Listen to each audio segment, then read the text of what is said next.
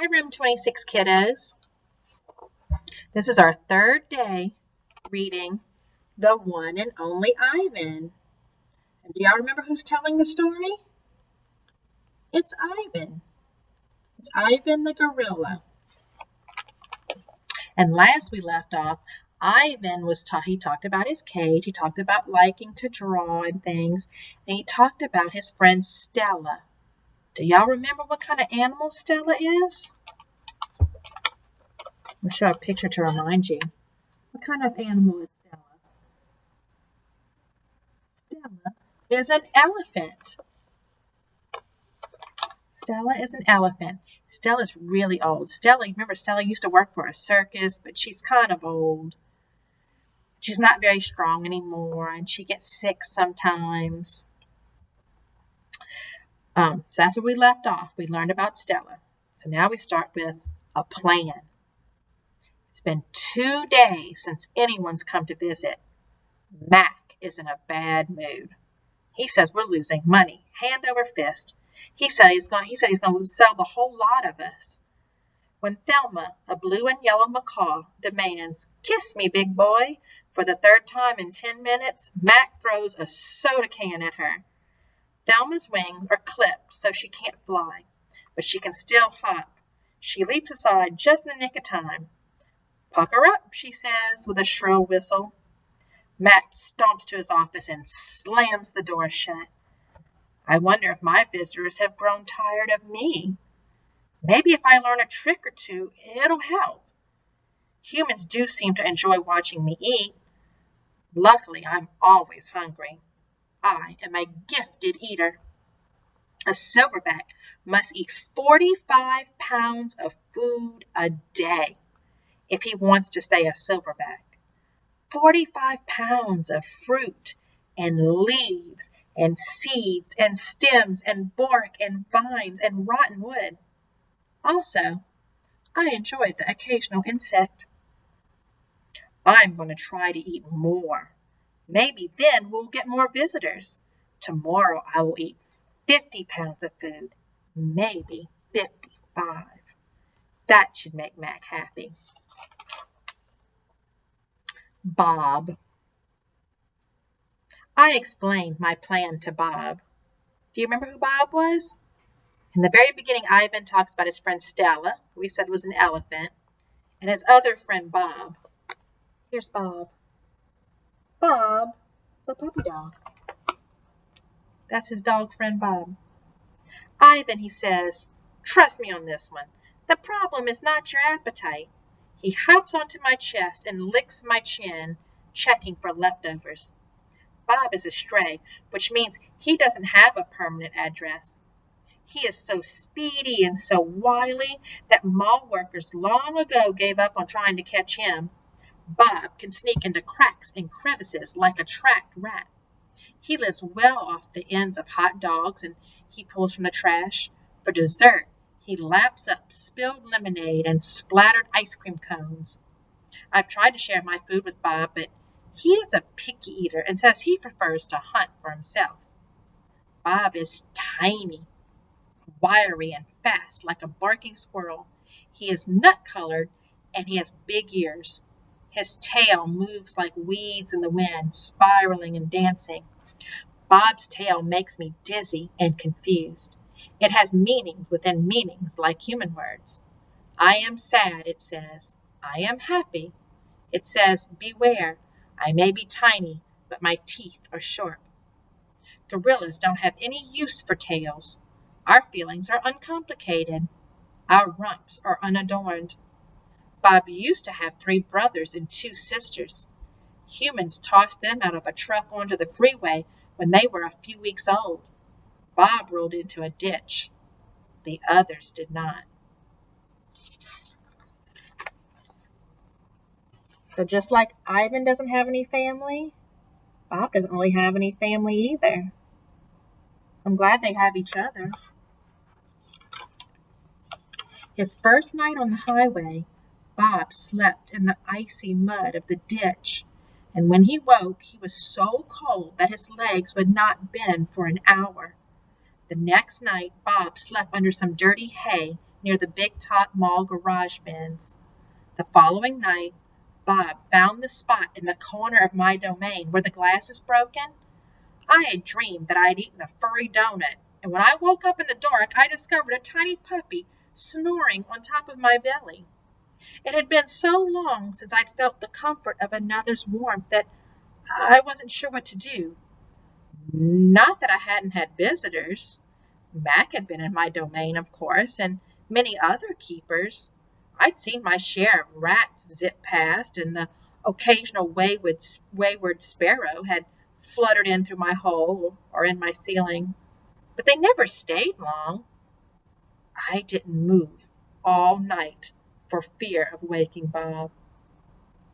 He woke up in the middle of the night and Bob was on his chest, so he didn't want to move. He didn't want to wake him up. That's a good friend. Wild. Once I asked Bob why he didn't want a home. Humans, I'd noticed, seemed to be irrationally fond of dogs, and I could see why a puppy would be easier to cuddle with than, say, a gorilla. Everywhere's my home, Bob answered. I am a wild beast, my friend, untamed and undaunted. I told Bob he could work in the show like Snickers, the poodle who rides Stella. Bob said Snickers sleeps on a pink pillow in Mac's office. He said he eats foul-smelling meat from a can. He made a face. His lips curled, revealing tiny needles of teeth. Poodles, he said. They're parasites. So Bob doesn't want to be a circus dog, huh? Bob likes being free. Picasso. Matt gives me a fresh crayon, a yellow one, and 10 pieces of paper. Time to earn your keep, Picasso, he mutters. I wonder who this Picasso is. Does he have a tire swing, like me? Does he ever eat his crayons? I know I have lost my magic, so I try my very best. I clutch the crayon and think. I scan my domain. What is yellow? A banana. I draw a banana.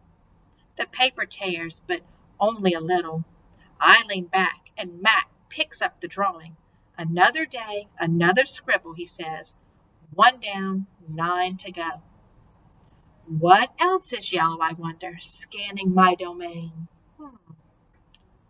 I draw another banana, and then I draw 8 more. Y'all know who Picasso is? Picasso is a very, very, very, very famous artist. In fact, Picasso paintings sell for millions of dollars. Do y'all remember how much Ivan's paintings sell for? When Ivan colors, they sell them for about $20 at the circus.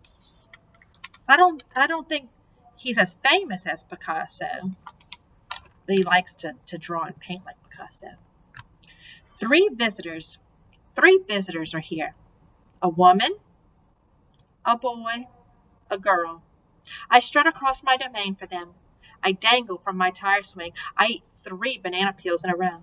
The boy spits at my window. The girl throws a handful of pebbles. Sometimes I'm glad the glass is there. Doesn't sound like all the visitors are nice, huh?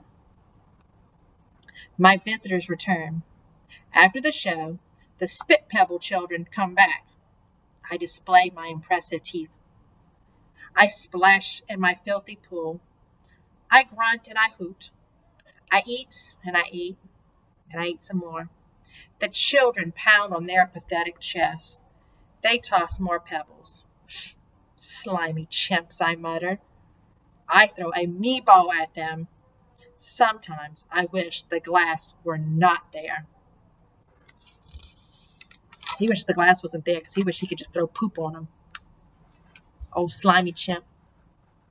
Mean little children. Sorry. I'm sorry I called those children slimy chimps. My mother would be ashamed of me. Ivan says that probably wasn't a nice thing to call them slimy chimps. Julia. Like the Spit Pebble children, Julia is a child. But that, after all, it's not her fault. While her father George cleans the mall each night, Julia sits by my domain.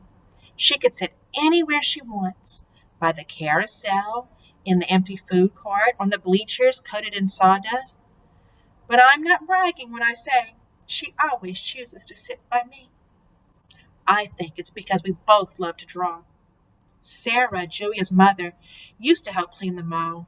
When she got sick and grew pale and stopped, Sarah stopped coming. Every night, Julia offers to help George, and every night he says firmly, "Homework, Julia. The floors will just get dirty again." Homework, I have discovered, involves a sharp pencil and thick books and long sighs. I enjoy chewing pencils. I'm sure I would excel at homework. Sometimes Julia dozes off, and sometimes she reads her books. But mostly she draws pictures and talks about her day. I don't know why people talk to me, but they often do. Perhaps it's because they think I can't understand them. Or perhaps it's because I can't talk back. Julia likes science and art. She doesn't like Lila Burpee, who teases her because her clothes are old, and she does like Deshaun Williams, who teases her too, but in a nice way. And she would like to be a famous artist when she grows up. Sometimes Julia draws me. I am an elegant fellow in her pictures, with my silver back gleaming like moon on moss. I never look angry the way I do on that fading billboard by the highway. I always look a bit sad, though. Drawing Bob. I love Julia's pictures of Bob. She draws him flying across the page, a blur of feet and fur. She draws him motionless, peeking out from behind a trash can, or the soft hill of my belly. Sometimes in her drawings, Julia gives Bob wings or a lion's mane, or once she gave him a tortoise shell. But the best thing she ever gave him wasn't a drawing. Julia gave Bob his name. For a long time, no one knew what to call Bob. Now and then, a small worker would try to approach him with a tidbit. "Here, doggy," they'd call, holding out a French fry. "Come on, Pooch," they'd say. "How about a little piece of sandwich?" But he would always vanish into the shadows before anyone could get too close. One afternoon, Julia decided to draw the little dog curled up in the corner of my domain. First, she watched him for a long time, chewing on her thumbnail. I could tell she was looking at him the way an artist looks at the world when she's trying to understand it. Finally, she grabbed her pencil and set to work. When she was finished, she held up the page. There he was, the tiny, big-eared dog. He was smart and cunning, but his gaze was wistful. Under the picture, there were 3 bold, confident marks circled in black.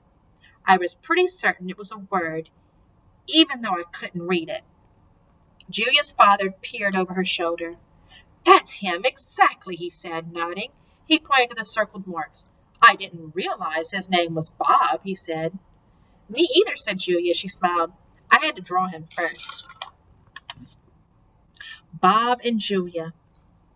Bob will not let humans touch him. He says their scent upsets his digestion. But every now and then, I see him sitting at Julia's feet. Her fingers move gently just behind his right ear. Look, there's a picture of Julia. We finally get to see what Julia looks like. That's her sitting on the bench. And look, you can barely see Bob. That's Bob right by her feet. Mac. Usually Mac leaves after the show, but tonight he is in his office working late. When he's done, he stops by my domain and stares at me for a long time while he drinks from a brown bottle. George joins him, broom in hand, and Mac says the things he always says. "How about that game last night?" And "Business has been slow, but it'll get better, you'll see. And don't forget to empty the trash." Mac glances over at the picture Julia is drawing. "What are you making?" he asks. "It's for my mom," Julia says. "It's a flying dog." She holds up her drawing, eyeing it critically. She likes airplanes and dogs. Mac murmurs, sounding unconvinced. He looks at George. "How's the wife doing, anyway?" "About the same," George says. "She has good days and bad days." Yeah, don't we all, Mac says. Mac starts to leave, then pauses. He reaches into his pocket, pulls out a crumpled green bill, and presses it into George's hand. Here, Mac says with a shrug. Buy the kids some more crayons. Mac is already out the door before George can yell, Thanks! Okay, that's where we're going to stop today. So that was our third section of the one and only Ivan. We're going to read more of this next week, okay, guys? Bye.